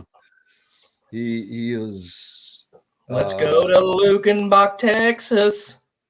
See, no, what? What are you shaking your head sounds better. My singing sounds better than that. I never claimed that I was a better singer than you. That was everybody else in the comp. Wait, which way? This way. Around the country. There we go. Yeah, that direction. I couldn't figure it out. I couldn't either. Yeah, it's tough. They're not lying. But yeah, very cool stuff, man. You'll enjoy it. It was on over the holiday weekend again, is why I saw that. And now back to sports. Well, that's a great question. What is the line for this Saturday's game? You can't get it. You can't, it has to be an offshore, so you can't really get it. Chronic reported it the other day, something that he saw on an offshore. It was somewhere between 22 and 24 whenever he first posted it. And this was a couple days ago, obviously. But why can't you get Indiana's? Because none of the FCS teams. Oh. They usually don't set line for the FCS, so. Did not think that. I forgot about that. Man. And I mean, that's I funny. I don't know why. Maybe there's just not enough interest in gambling on those games. I don't know. It's weird that they don't do that, because I think that the FCS on FCS games have line. Well, that's another great one. Got to give him that. That's funny. Philip got another funny. Dan was first with the funny one. Then is the only talk show that needs auto tune. There we go, one, brother. I like it. Diddy says he guesses 25 points, which is right around what I just said. Yeah. Here's the thing: if Indiana doesn't beat, well, they should, but because this defense is good. Yes, very good. Should I reveal my prediction from this week on Indiana sports? This week in Indiana football. Are you going to be? I must have made the show a really bad title because you can't ever remember what it's actually called. I can't ever. Are you here tomorrow? Yes, sir. Well, can we save it? I'll save it. Well, you can tell. What's your pick? We'll save it. We haven't released the pod we won't release that till tomorrow anyway. So let's keep that a secret. You're not releasing it till Friday? Come on, John. That's what Mitch wanted to do. Mitch said release them on Fridays. It's Mitchell in charge of this. Why are you listening to the only person that has zero experience working in the industry? I'm taking over. Well, part of it is because and I get there's two reasons. One reason is it's the day before the game. Usually, obviously, last week we did Thursday because it was day before Friday, which was when the game was. Reason two, it's one less thing I have to do until tomorrow. Well, all right, there we go. There's that. I feel like we're limiting ourselves here on our potential growth. Anyway, no. Well, I was thinking about releasing it today, and then things got in the way of it, so I pushed it back. If you're just talking about the pick for the Indiana game, I don't care. I'll tell you right now. Well, it's more about the score, not who wins. Yeah, I'm just trying to think of. They should definitely cover any of those spreads. I've heard they should beat this team by 25 points. Now, do they? I don't know yet. I don't know.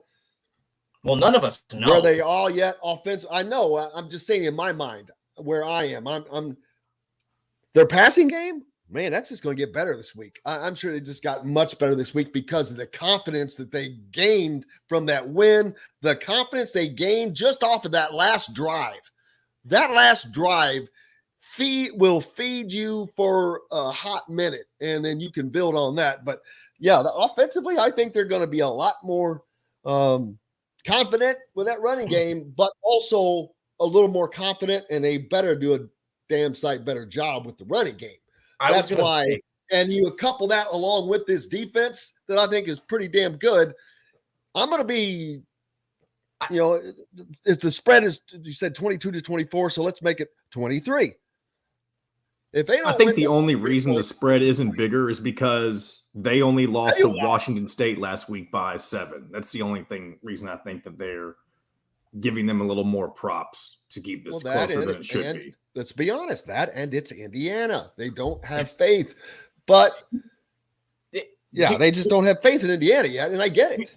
Here's what people forget, too. It's not simply how good is Indiana, how good is Idaho. It does have a little bit to do with that, but at the same time, if you're trying to get people to bet on that game, you have to make it intriguing. Nobody's gonna take Indiana at 38 points. There's nobody that's gonna gamble on that game, so you have to make it a little bit enticing. I would too. So you're not gonna get a lot of people to gamble on that, or you're gonna get it awfully one-sided. So that's why that line is probably what seems to be pretty low. And I agree with you, Jim. I think the passing game is going to look a lot more crisp, a lot better, because I think when you are going up against an Idaho defensive line, you should be able to pass protect and give Connor Bazelak way more time. But at the same time, I want to see way more out of the run game. I think they need, in this glorified scrimmage, get ahead by a couple touchdowns and then really hammer that run game. Make sure you stay healthy. Make sure you win the football game. But you've got to try to give yourself some sort of confidence to be able to run the football in some capacity. You remember last year, they did not run the football well against Idaho. That's got to change, because we can talk about who did they run the football well against last year? Nobody. That's what I'm saying. But you should be able to run the football well against Idaho. There's no excuse not to. Well, here's going to be a unique matchup. Washington State this week plays number 18 Wisconsin. Yeah. And we'll find out a lot about both of those teams, I think. Cincinnati. Oh, do you know who Cincinnati's playing? Kennesaw State. Yeah. Kennesaw State's going to get rolled because they lost their opener to Samford, and that was not good. We got to take a quick break. Just looking over some Tennessee and Pittsburgh. Woo. App State, Texas A&M. I want to talk about that one too. We got lots more coming up here on Indiana Sports Beat, brought to you by our good friends from Cabello, a part of the WOW Network, and our good friends at Endeavor Hospitality. Make sure you stop by Cabello, located on the northeast side of the square in Bloomington. Get a taste of the Southern Italian traditions right here in Southern Indiana. Back with more Indiana Sports Beat Radio right after this. We'll be right back to the Golf Club at Eagle Point Studios for more Indiana Sports Beat Radio with Jim Coyle, presented by Endeavor Hospitality Group and Andy Moore Honda of Bloomington. Whether you're visiting... Hey, Dustin, could you drop out and in one more time? I think it'll get us through the rest of the show. I don't know what it is with your... I think your laptop has an issue. Are those headphones just headphones? You muted yourself, Dustin. There we go. What was the question? Headphones just headphones? What do you mean just headphones? The ones that you used before. Do they not have a microphone? No. Okay, so they're just headphones. Because I thought that popping noise was coming from those. It's not. It's coming from your computer, apparently. Oh, I wonder I don't know. Every time you talk, it's just popping. That's why. Do you have that white the ones you sent me, I have. That you use? Yeah, that's what I was using earlier.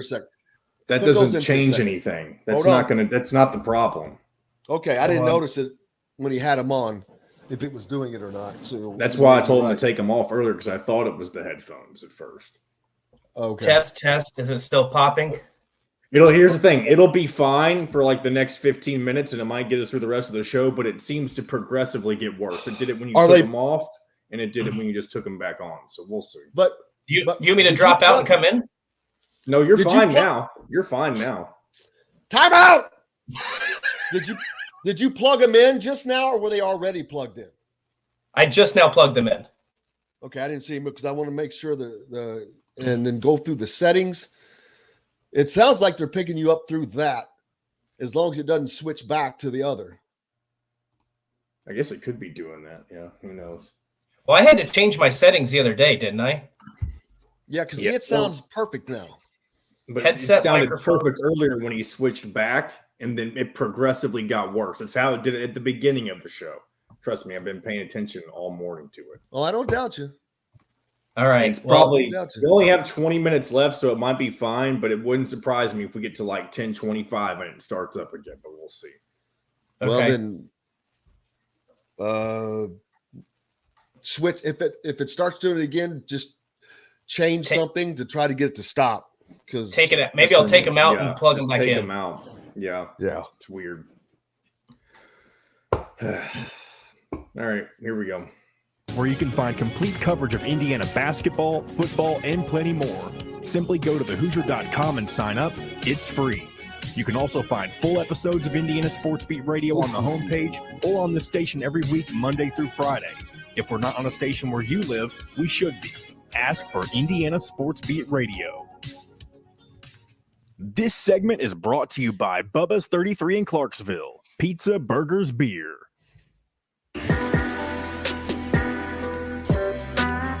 Now back to the Golf Club at Eagle Point Studios for more Indiana Sports Beat Radio with Jim Coyle, presented by Endeavor Hospitality Group and Andy Moore Honda of Bloomington. Welcome back on an absolutely stunning Thursday, at least here in the Hoosier State. Looking forward to wrapping up this week tomorrow with the gang in the red zone at the end of the day. Mitchell Page and Jeffrey the Greek, and Mr. Dustin. Kyler Staley will join us tomorrow as well.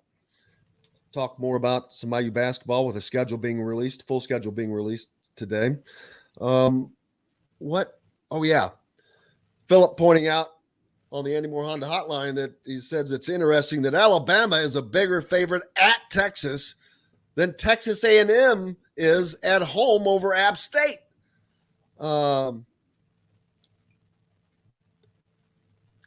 Texas, part of that's because Texas has sucked, but a little surprised. You got to give it to App State, but Texas A&M, man, I thought Jimbo was ready to take that next jump. They're not quite. Are they not quite there yet? I'm not a big believer in Jimbo Fisher at Texas A&M. I'm not saying they're a bad team. I'm just saying everybody wants to put them in the college football playoff conversation, and I just don't think they're going to get there. I think the division's too tough. As long as Nick Saban's at Alabama, he's not going to be – I don't think he's going to be able to do it. They haven't been consistent. And the thing is Appalachian State didn't look – obviously their defense was poor, to say the least, against North Carolina. But that's a team – that they have gone on the road and they almost beat Penn State. They obviously had the upset win over Michigan over a decade ago. This is a team that plays Power 5 opponents really tough, whether they're playing them at home or on the road. They beat North Carolina at home a few years ago. I'm very worried if I'm Texas A&M about this game because they, for whatever reason, no matter who's coaching, it's kind of like UCF almost. No matter who's coaching, this team always is consistent, good, dangerous. Like I think Alabama's going to make a statement in that Texas game. I completely agree that the spread should be higher in that game than it should Texas A&M App State. It's crazy, but I haven't even looked at it. What is the spread in that game? The Texas Alabama game is 20. It was 20 points. I don't know if it's gone up or down. in the past couple days. I see that's not shocking to me. No, it should not. Be shocking, but Texas is just not good. And then Texas A&M, it's 1 point. Texas A&M is a 19-point favorite, so it's not much, but enough. Yeah, App State's not a bad program. No, I don't know how good they really are, but Texas A&M should be better than they are. Yes, they should be. Surprised. Yeah, surprised that they have it. How long is Nick Saban going to go? I mean, what did he just sign a contract through 2028, 29? So Indiana still will not have played Notre Dame on their current schedule when Nick Saban's current contract runs out, though. I know, because I believe that game is scheduled for like 2030 or something. I think so, something like that. I don't have it in front of me, but it's crazy. Like, it's kind of like what Bobby Bowden, Joe Paterno, some of those guys that coached basically their entire lives. Like, if you love it, that's just what you do. And he has no interest in slowing down. And I think as long as he's on the sideline, Alabama's going to be. He always gets the best assistants too. That's the key. What else is he going to do? I can't. He's got it. It's a machine, man. It's rolling, right. And they're wanting to pay me more money. Okay, you want exactly. to pay me $11 million a year now? Oh, all right. I mean, but I would just. Coaching is inherently a stressful job. I mean, yes. So at some point when you've got that kind of money, I know it's not about money. It has nothing to do with money anymore. But see, that's what to me he wouldn't be happy not coaching.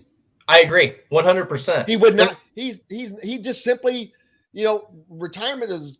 He would not be happy not coaching.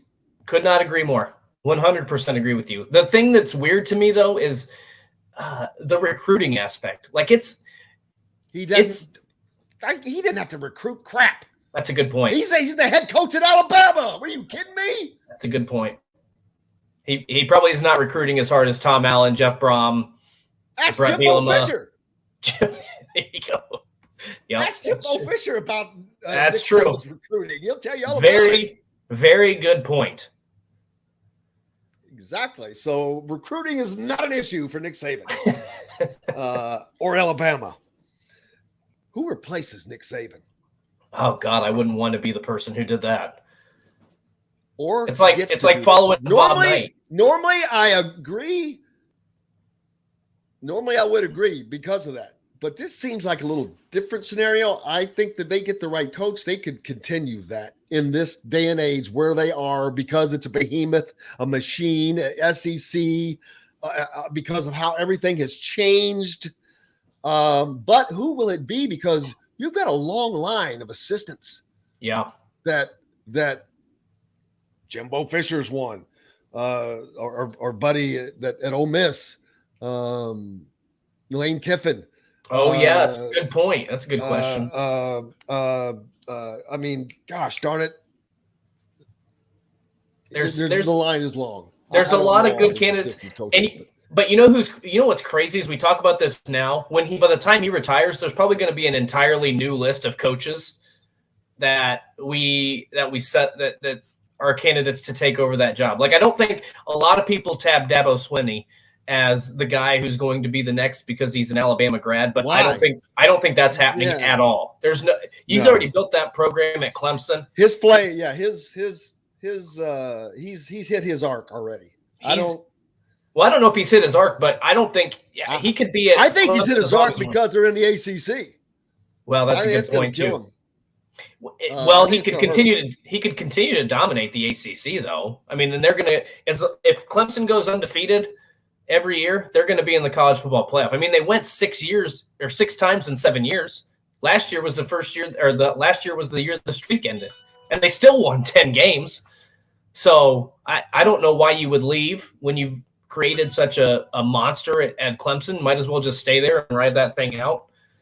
Maybe there's a current coach. Lane Kiffin is a great candidate, but we might be talking about somebody else in 5 or 6 years, 7 years, 50 years, whenever he decides to step down.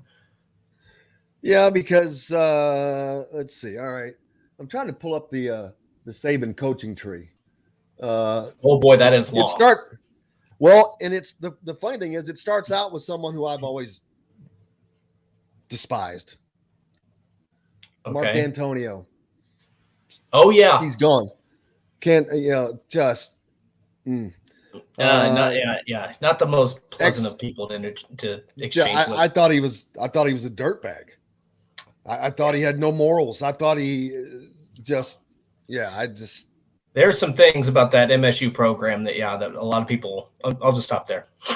Yeah, exactly. I mentioned Jimbo Fisher, Will Muschamp, ex-Florida coach, South Carolina.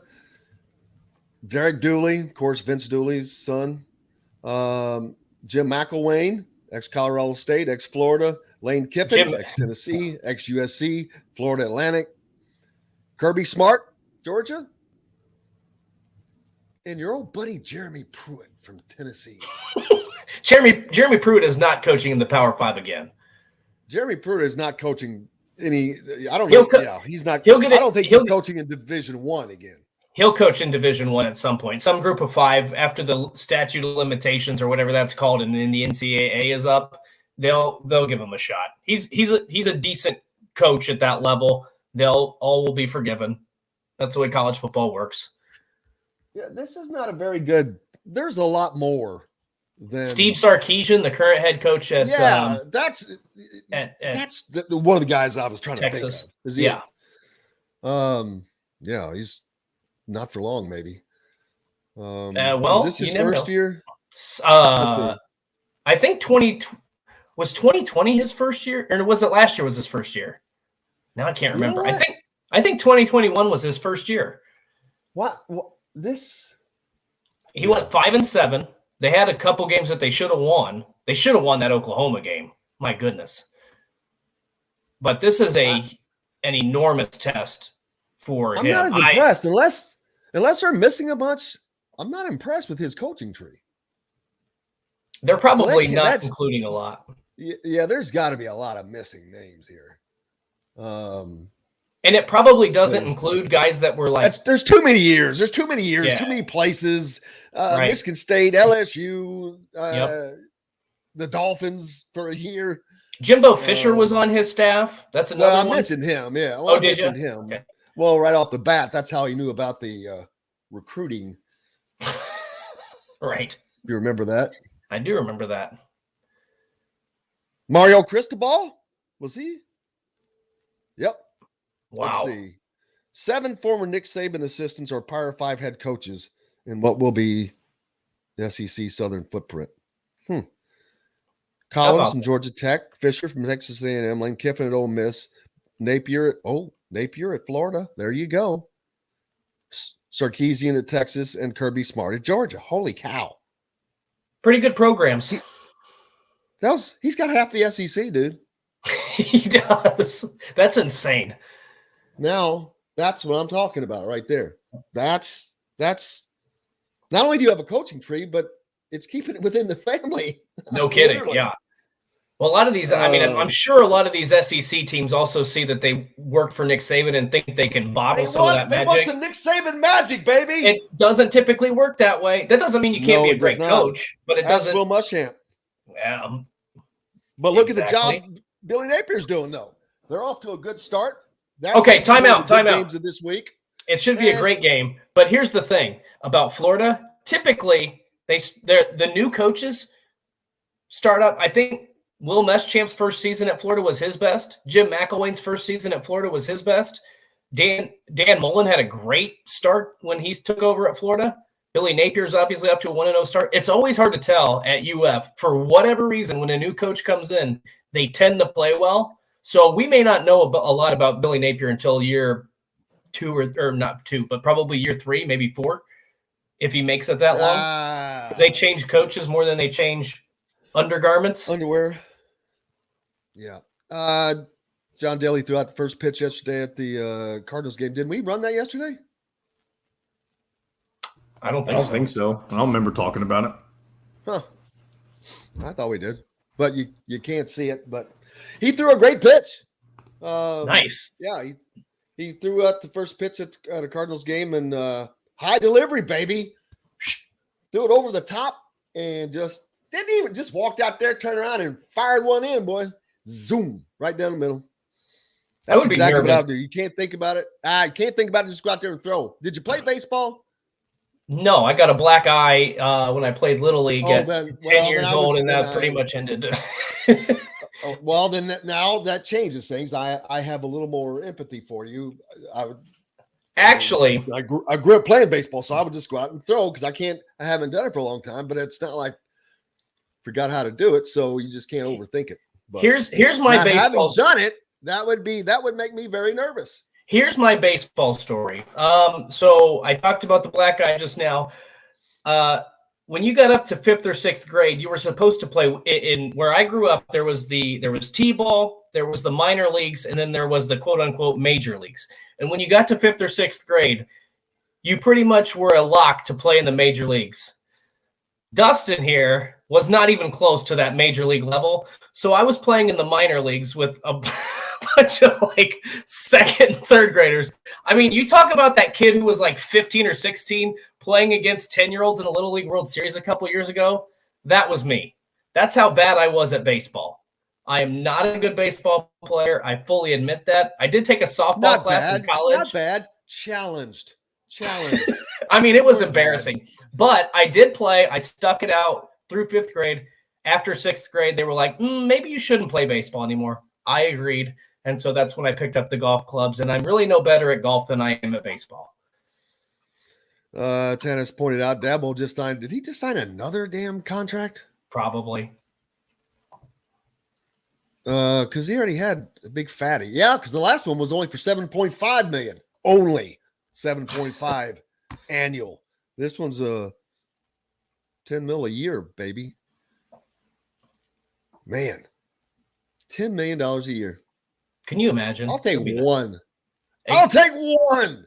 I'll take 100,000 and I'll be fine. Well, I'm not saying I would retire. I'm just saying I would be happy with that. That's all I'm saying. Hey, there's a memorial golf outing at Eagle Point. I'm going to point that out. And their silent auction is live now.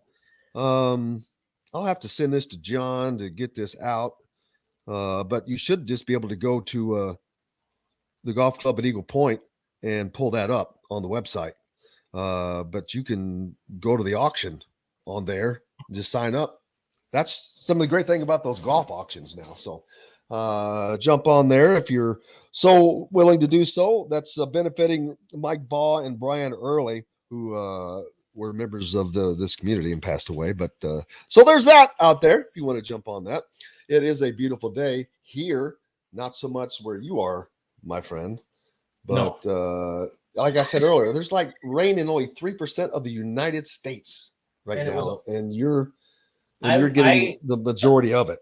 I accumulated 2.9% during this show, and also we've got really dark. We got that green kind of sky, so I feel like the tornado waited until this show is over and will now hit us. So we'll see. The rain has stopped. Well, you know what, that does remind me though.